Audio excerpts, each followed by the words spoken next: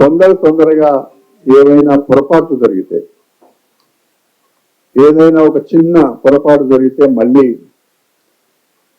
గతంలో లాగా ఇబ్బందులు రైతాంగానికి రావద్దు అనే అభిప్రాయంతోనే మేము చాలా క్షుణ్ణంగా గత ప్రభుత్వాలు భూముల రికార్డులు అన్నీ కూడా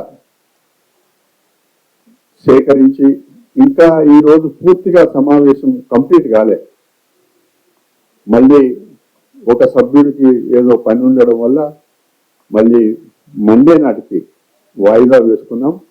మండే రోజు ఫుల్ ఫ్లెడ్జ్గా అందరూ కూర్చొని మాట్లాడిన తర్వాత మీ ముందుకు CCLA ఆఫీసులో రేమండ్ పీటర్ గారు కానీ, సునీల్ గారు కానీ, నేను కానీ, లచ్చిరెడ్డి గారు కానీ, మసూదర్ గారు కానీ ఆ రోజు మీ ముందు చాలా వివరంగా మేము ఏం చేయబోతున్నాం, ఏం తప్పులు జరిగింది అనేది రైతాంగానికి తెలిసే విధంగా ఏ విధమైన దాపరికం లేకుండా మండే నాడు ఒక పత్రికలతో మాట్లాడాలి అనే అభిప్రాయంతో ఉన్నాం. కాబట్టి ఈరోజు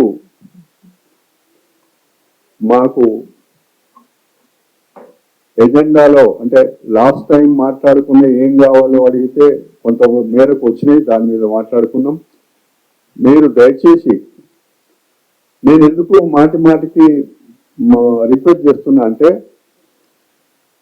ఫస్ట్ మీటింగ్ తర్వాత కొన్ని పత్రికలలో మేం మాట్లాడింది రాకుండా ఇతర విషయాలు కూడా ప్రస్తావనలు తీసుకొచ్చినాయి. అది మంచిది కాదని మీకు ఆ రోజు నేను దండం పెట్టి చెప్పిన.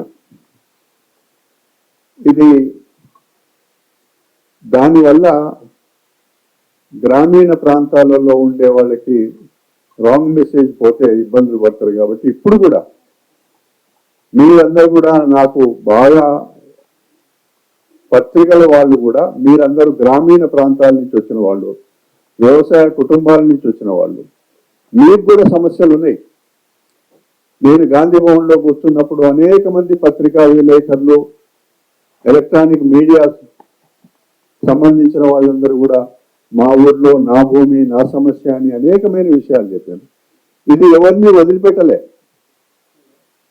అందువల్ల దయచేసి మీరు సోమవారం వరకు మేము ఏదైతే చెప్తున్నామో అది అంతవరకే మీరు పరిమితమై రాయాలని మీ అందరికీ రిక్వెస్ట్ చేస్తూ, నిజంగానే ఆసక్తి ఉంటుంది, మీకు ప్రజలకి తెలవాలనే ఆసక్తి ఉంటుంది. కాబట్టి ఖచ్చితంగా సోమవారం నాడు పూర్తి వివరాలతో పూర్తి కమిటీ అందరం కూడా కూర్చొని మీ ముందు మాట్లాడతాం.